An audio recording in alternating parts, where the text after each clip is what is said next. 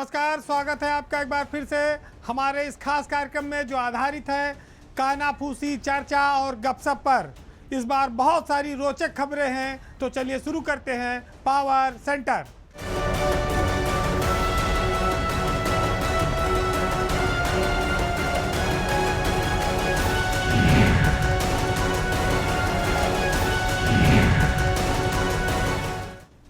पहली खबर ब्यूरोक्रेसी से है। हमारे यहाँ कहा जाता है कि जो लोग नौकरी करते हैं, सरकारी सेवा में हैं, वह नौकरी भी करते रहेंगे और रोते भी रहेंगे। यानी कि आप ये भी कह सकते हैं कि जो जिस पद पर है वह ना तो अपने वेतन से संतुष्ट है ना अपने पद से। वो लगातार उच्च पद को पाने के लिए कोशिश करता रहता है और अपना वेतन लगातार बढ़वाने की भी कोशिश करता रहता है। यहाँ यह कहना बेहद कठिन है कि चाहे छोटा हो कर्मचारी, चाहे बड़ा हो, चाहे राजपत्रित अफसर हो, चाहे आईएएस अफसर हो, प्रदेश की नौकरशाही में भी जो बड़े बड़े पदों पर जिनको हम देखते बैठे हैं, जो प्रमुख सचिव स्तर के अधिकारी हैं, वो भी अपने प्रमोशन को लेकर उतने ही फिक्रमंद रहते हैं, परेशान रहते हैं जितने कि बाबू और दूसरे राजपत्रित अधिकारी। आज हम आपका ध्यान ब्यूरोक्रेसी में प्रमुख सचिवों से एसीएस बनने वाले अफसरों की ओर आकर्षित करेंगे, जिनको पिछले 2 साल से प्रमोशन नहीं मिल पा रहा था। यूपी में अपर मुख्य सचिव पद पर प्रमोशन न होने के पीछे कारण ये दिए जाते हैं, तर्क ये देते हैं कि पद खाली नहीं है, जिसकी वजह से प्रमुख सचिव एसीएस नहीं बन पा रहे हैं। इसकी वजह से 1991 और 92 का बैच अभी तक इंतज़ार कर रहा था कि वह एसीएस बने। हालांकि आपको याद होगा जब 1990 बैच का पिछले साल प्रमोशन हुआ था तो वो काफ़ी कठिनाई के बाद हुआ था। उनको भी 2 साल तक इसका इंतज़ार करना पड़ा। 89 का 2 साल पहले हो गया, लेकिन 90 वालों का 2 साल बाद हुआ, लेट हुआ। अब इस साल डीपीसी तो हो गई है, एसीएस पद के लिए चयनित कर लिए गए हैं नाम, लेकिन प्रमोशन सूची अभी जारी नहीं हुई, क्योंकि स्थिति यह है कि अभी पद उस हिसाब से रिक्त नहीं है। अफसरों को संतुष्ट कर दिया गया है कि आपका चयन हो गया है और 91 बैच इसी साल सितंबर में बन जाएगा। और उसमें से 2 अफसर निवेदिता शुक्ला, कामरान रिजवी, ये दोनों लोग भारत सरकार में तैनात हैं। बाकी बचे वेंकटेश्वर लू, बीएल मीना और राजेश कुमार सिंह। ये 1991 बैच के 3 आईएएस अफसर हैं जो इस साल सितंबर महीने में अपर मुख्य सचिव बन जाएंगे। हालांकि 1992 का बैच है, उसमें 2 अधिकारी ही हैं, नरेंद्र भूषण और अनुराग श्रीवास्तव। डीपीसी इनकी भी हो गई है नियुक्ति विभाग और मुख्य सचिव की बैठक में, लेकिन जब एसपी गोयल और देवेश चतुर्वेदी यूपी से जाएंगे तब अनुराग श्रीवास्तव के लिए और नरेंद्र भूषण के लिए एसीएस बनने के लिए पद रिक्त होगा। तब ये दोनों अधिकारी अनुराग श्रीवास्तव और नरेंद्र भूषण एसीएस बनेंगे। हालांकि दिसंबर में मनोज सिंह भी, जो वन विभाग में एसीएस हैं, वो रिटायर हो जाएंगे। तो इसलिए जनवरी 2025 में इन दोनों अफसरों को अपर मुख्य सचिव बनने का अवसर मिलेगा। कामरान रिजवी काफ़ी लंबे समय से भारत सरकार में तैनात हैं और निवेदिता शुक्ला भी हैं। अब ये दोनों अफसर यूपी लौट कर आएंगे इसकी संभावना नहीं है, क्योंकि कामरान रिजवी का 2026 में रिटायरमेंट है, निवेदिता शुक्ला भी जा चुकी हैं। तो एसीएस में चूँकि इनका बैच था तो 3 अफसर यहाँ मौजूद थे, वेंकटेश्वर लू यहाँ मौजूद थे और बाबूलाल मीना जो इस समय उद्यान विभाग में प्रमुख सचिव हैं वो यहाँ पर मौजूद हैं। इसके अलावा राजेश कुमार सिंह जो कारागार और सहकारिता विभाग देख रहे हैं, इन तीनों को सितंबर में प्रमोशन मिल जाएगा। वैसे आपकी जानकारी के लिए बता दें कि भारत सरकार ने उत्तर प्रदेश में एसीएस रैंक के 8 पदों को ही मंजूरी दी है अपर मुख्य सचिव के। तो होता क्या है कि इन 8 पदों के सापेक्ष उत्तर प्रदेश या किसी राज्य की सरकार वो उतने ही अधिसंख्य पद सृजित कर लेती है और उस आधार पर 8 और 8 को मिलाकर एक बार में उत्तर प्रदेश में अधिकतम 16 अपर मुख्य सचिव एसीएस रैंक के अधिकारी हो सकते हैं। तो जैसे जैसे ऊपर से रिटायरमेंट से पद खाली होता है फिर उसी हिसाब से उनको प्रमोशन दिया जाता है। लेकिन इस खबर के पीछे उद्देश्य मूल इतना है कि चाहे मास्टर के प्रमोशन हुए, चाहे बाबू के हुए, चाहे किसी राजपत्रित अधिकारी का हो, चाहे प्रमुख सचिव का हो, आईएएस अफसरों का हो, सबको उसका इंतजार बहुत शिद्दत से रहता है। बस ये है कि बड़े अफसरों को अपना दर्द ज़्यादा मालूम पड़ता है, नीचे वालों का दर्द वो कम सुनते हैं और उनको लगता है अरे यार तुम्हारा प्रमोशन तो हो ही जाएगा, कहें इतना चिल्ला रहे हो, अब वक्त आने दो, हो जाएगा, अभी तो नौकरी बहुत बची है। लेकिन जब अपने ऊपर गुजरती है तो आदमी सोचता है कि हमारा तो 6 महीना लेट हो गया, हमारा तो 1 साल लेट हो गया, हमको तो 1 साल पहले एसीएस बन जाना चाहिए था। तो बस फर्क सोच का है, तकलीफ नीचे वाले को भी बराबर होती है, ऊपर वाले को भी। अब बात एक ऐसी खबर की जिसमें घोटाला हुआ, घोटालेबाज अफसरों पर कार्रवाई भी हो गई, सब कुछ हो गया, ज़्यादा कुछ बचा नहीं है। लेकिन ये खबर आपके सामने लाने की ज़रूरत थी, इसलिए कि जैसे जब पूरी कथा ख़त्म हो जाती है तो फिर आखिरी में हवन होता है, उसमें डाल के स्वाहा किया जाता है। तो ये स्वाहा करने के लिए आपके सामने हम ये खबर लाए हैं। खबर उत्तर प्रदेश के फिरोज़ाबाद ज़िले की है, जहां जिम्मेदार पदों पर बैठे हुए अफसर इतने लालची हो गए हैं कि वो अपना धर्म ईमान सब बेचने पर तुले हुए हैं। गरीबों की ज़मीन पर कब्जा करना और उसको अपने रिश्तेदारों परिवार वालों के नाम करा लेना, ये अफसरों ने अपना जन्मसिद्ध अधिकार समझ लिया है। आज हम आपको इस खबर के बारे में इसलिए बता रहे हैं कि आप अपनी आंखें खोल लीजिए कि जिनको सरकार बहुत बड़े बड़े पद देती है, ओहदे देती है, उनका चरित्र कितना गंदा है और वो फरियादियों के साथ किस तरह से व्यवहार और लूटपाट कर रहे हैं। कई बार मुकदमों में राहत देने के नाम पर ज़मीनों का सौदा करते हैं और उसी सौदे में वो अपने काली कमाई को अपने रिश्तेदारों और परिजनों के माध्यम से खपाते हैं। योगी सरकार के सामने ये प्रकरण आया है। मामला सिरसागंज तहसील है फिरोज़ाबाद में। वहाँ पर एक गांव है रुधौली और वहाँ पर एक किसान है जिनकी करीब 75 बीघा ज़मीन का मुकदमा तहसीलदार कोर्ट में था, जिसमें फैसला उनके खिलाफ हो गया। उस फैसले के खिलाफ उन्होंने एसडीएम के यहाँ अपील की। एसडीएम विवेक राजपूत ने महाभ्रष्टाचार करते हुए, सारी सीमाएं तोड़ते हुए जमीन के नाम पर एक बड़ा सौदेबाजी का खेल खेला। खेल ऐसा जिसको सुनकर आप हैरान रह जाएंगे।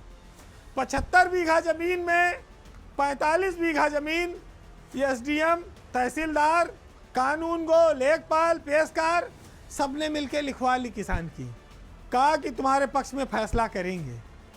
ऐसा कभी आपने सुना नहीं होगा कि मुख्यमंत्री लगातार सख्ती करते रहे भ्रष्टाचार पर और अधिकारी हैं कि वो एक भी कदम भ्रष्टाचार के मामले में पीछे हटने को तैयार नहीं है। जब खतौनी पर 7 जून को उसका नाम चढ़ा दिया गया, फैसला आ गया, तो 12 जून को एसडीएम साहब जो जालौन के रहने वाले हैं, उन्होंने अपने परिवार वालों और रिश्तेदारों के नाम पर बैनामा करा लिया 15 बीघे का। जब एसडीएम करा लिए तो तहसीलदार कहीं पीछे रहते, वो भी 15 बीघे बैनामा अपने घर वालों के नाम पे करा लिए। फिर तो लेखपाल, कानून गो, पेशकार, इन लोगों ने मिलके भी 15 बीघे बैनामा करा लिया। सब 15 यानी कि 15 तिया 45 बीघा ज़मीन लिखवा ली। और उस ज़मीन पर 15 जून की रात में बुलडोजर लगाकर, ट्रैक्टर लगाकर मक्का, बाजरा और मूंग की खड़ी फसलों को रौंदवा दिया, नष्ट करा दिया। और इतना सब होता रहा। जिले में डीएम रमेश रंजन बैठे रहे, उन्होंने कोई कार्रवाई नहीं की। जब ये मामला तूल पकड़ने लगा तो उन्होंने एसडीएम को तहसील से हटाकर जिले पे संबद्ध कर दिया।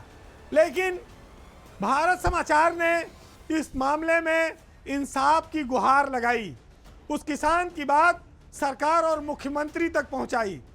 आज मुख्यमंत्री के निर्देश पर एसडीएम साहब तो निलंबित हो चुके हैं, सारे अधिकारी निलंबित हो चुके हैं, एफआईआर हो गई उनके खिलाफ और उनके विजिलेंस की जांच भी होगी आय से अधिक संपत्ति की।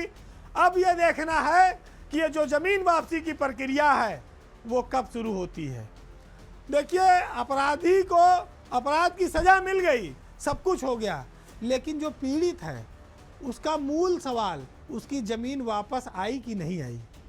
ये सरकार की जिम्मेदारी है कि ये जमीन उस आदमी को वापस कराई जाए जिससे इन लोगों ने जबरिया बैनामा कराया है।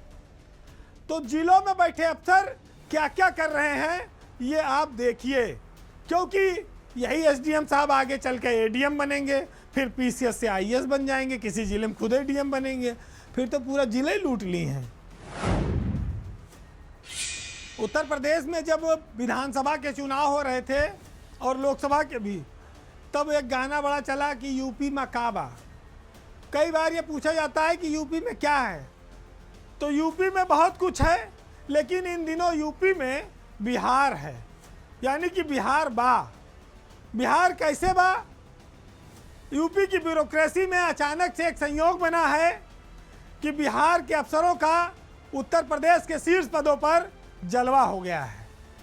ये जलवा मनोज कुमार सिंह के मुख्य सचिव बनने के बाद से बना है और ये समीकरण बना है कि बिहार के अफसर सारे शीर्ष पदों पर उत्तर प्रदेश में कायम हैं।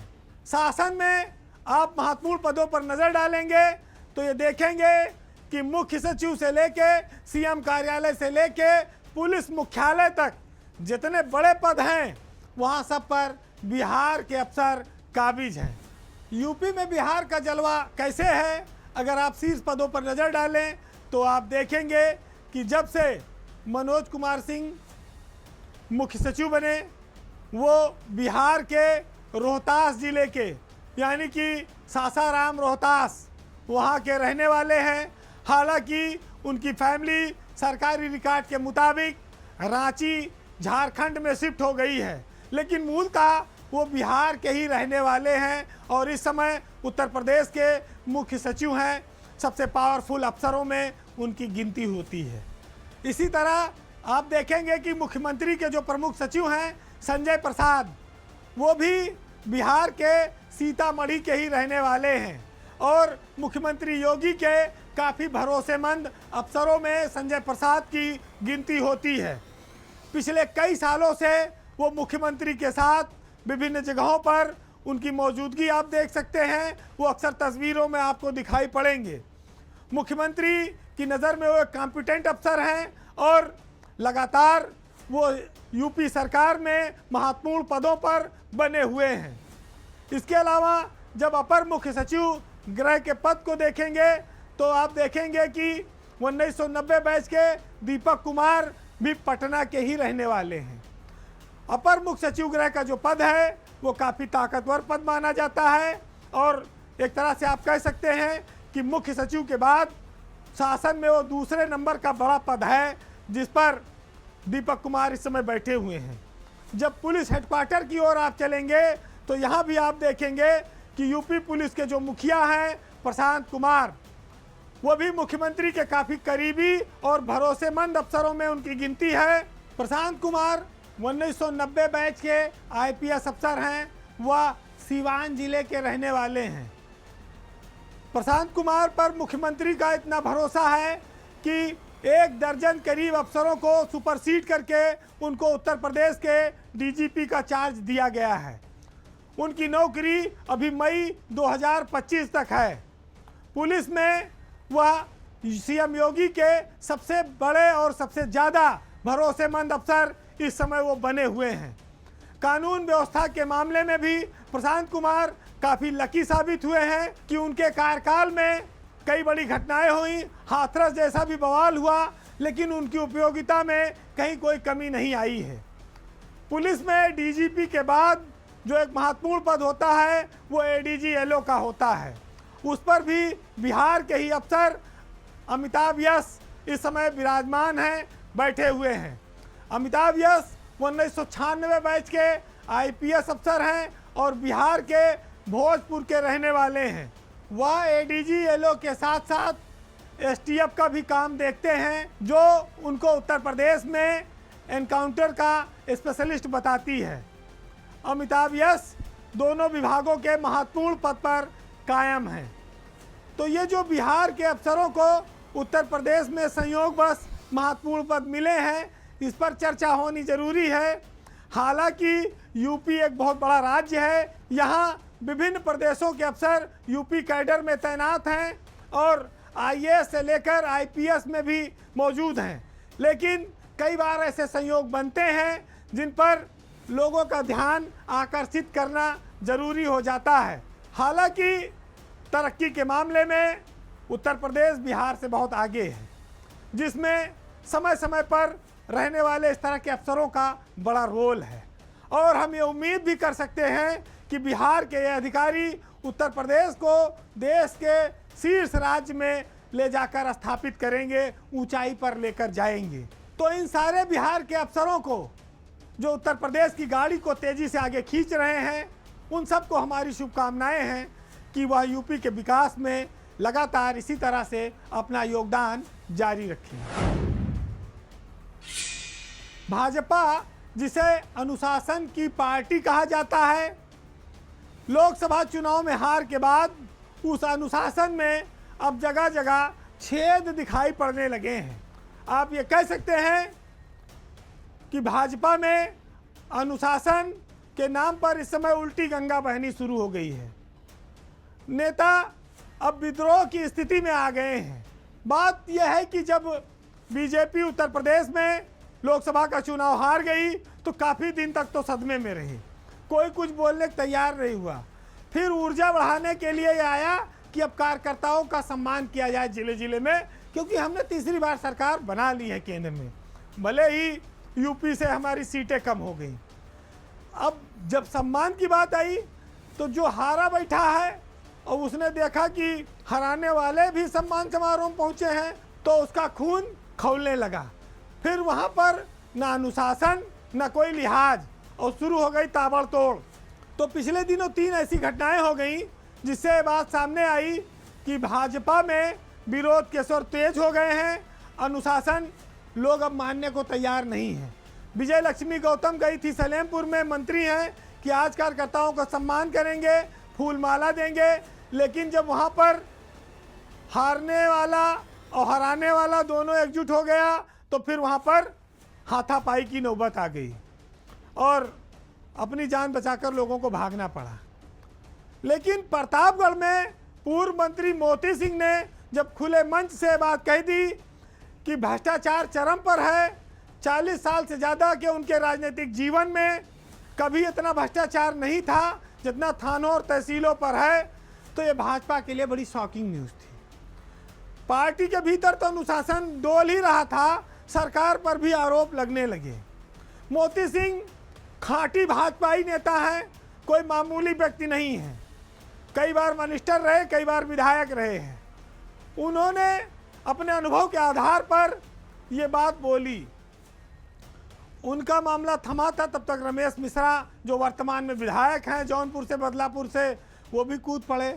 वो तो यहाँ से भी और 4 कदम आगे बढ़ गए और कह दिया कि ऐसे हाल रहा कि तो 2027 में भाजपा की सरकार नहीं बनेगी, केंद्र सरकार हस्तक्षेप करे। तो आप देखिए कि जो पार्टी अपने आप को कहती थी कि वो बहुत अनुशासन वाली पार्टी है, जिस पार्टी की सरकार में कहा जाता है कि भ्रष्टाचार पर 0 टॉलरेंस है, वहाँ अनुशासन के नाम पर मारपीट हो रही है। भ्रष्टाचार की पोल एक पूर्व मंत्री खोल रहे हैं और पार्टी के भविष्य की जो कुंडली है और उसके लिए जो घोषणा है वो वर्तमान विधायक कर रहे हैं। ये तीनों चीज़ें बीजेपी के लिए शुभ संकेत नहीं है। ये सम्मान समारोह अब उल्टा पड़ने लगा है। अपनी ही सरकार और अफसरों की कार्यशैली पर इन समारोहों में अब जमकर आरोप लगने लगे हैं। कार्यकर्ताओं और नेताओं के साथ भी मारपीट होने लगी है। तो जो स्थितियां बन रही हैं वो ये बताती हैं कि ये जो भ्रष्टाचार के खिलाफ जीरो टॉलरेंस का जो नारा है ये खाली मंच से बोलने के लिए है, जमीन पर नहीं उतर रहा है। इस वजह से ये दोनों बातें सामने आ रही हैं। वैसे भाजपा ने इतना बड़ा कुनबा इकट्ठा कर लिया है कि उसमें हर तरह और हर विचारधारा के लोग आ गए हैं, और जो हारता है वो जानता है कि हराया किसने, उस पर टूट पड़ रहा है। इस चुनाव में लोकसभा में विधायकों पर, तमाम सारे लोगों पर ये आरोप लगे, कार्यकर्ताओं पर, कि इन्होंने गद्दारी की, भाजपा की मदद नहीं की, पार्टी प्रत्याशी को हराने का काम किया। तो इसका मतलब क्या हुआ कि गुटबाजी थी और लोगों ने अपने अपने विरोधियों को निपटा दिया इसी चुनाव में। और उस निपटाने के बाद जो बचा खुचा माल है वो अब फैल रहा है, और वो फैल के अलग अलग जिलों से आपके सामने आ रहा है। तो ये बीजेपी के लिए अलार्मिंग सिचुएशन है कि वो इस चीज़ों को देखे कि उत्तर प्रदेश जैसे विशाल राज्य में, जहां उसकी जड़ें पिछले 10-12 सालों में बड़ी गहरी हो गई, उसकी पकड़ बड़ी मजबूत हो गई थी, अब वो उसकी डालियां और टहनियां आपस में टकरा रही हैं, उनमें आवाज़ें आने लगी हैं, उन पर पत्तों की कटाई छटाई करनी है कि टहनियों डालियों को काटना है, और अगर इन सब को नहीं काट पाए तो पूरा पेड़ ही कहीं जड़ से न गिर जाए, इसको भी आपको संभालना होगा। तो बहरहाल अब पावर सेंटर में इतना ही। जाते जाते आपको बता दें कि ये जो बातें कही जाती हैं, जो खबरें दिखाई जाती हैं, इनके पीछे मकसद सिर्फ इतना है कि पत्रकार, साहित्यकार, कवि, शायर, इन सब की हर दौर में ये जिम्मेदारी है कि वो सच बोलें, सच लेकर सामने आएं। हालांकि हमारे देश में चाहे जितने बड़े संत, महापुरुष, अवतारी, पैगंबर, ज्ञानी हुए, लेकिन उनको भी कई बार झुठलाया गया, उनका भी अपमान हुआ, फिर भी इससे सच कभी बदलता नहीं है। तो ज़रूरत है कि हर आने वाली पीढ़ी में ये चीज़ें बोली जाती रहें, जिससे लोगों को इस बात का एहसास होता चले कि कहाँ कहाँ गड़बड़ी है, क्या क्या सच है, क्या क्या झूठ है।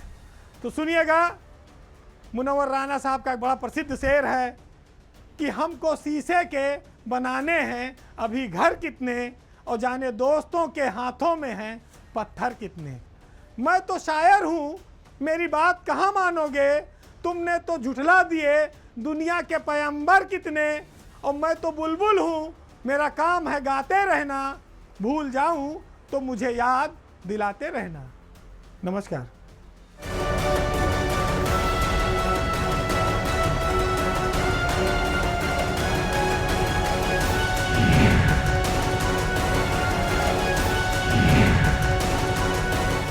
शादी का